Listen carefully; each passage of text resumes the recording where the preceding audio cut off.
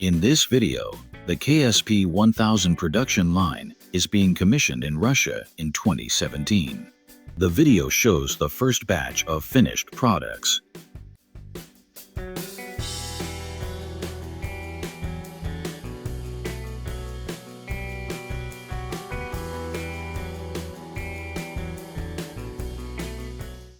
The line is used to manufacture fiberglass mesh with diameters from 2 mm to 12 mm and with various mesh sizes.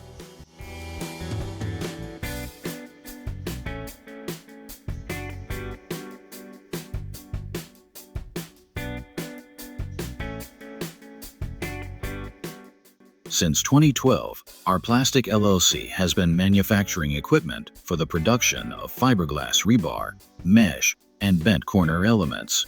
We guarantee the lowest direct from manufacturer price.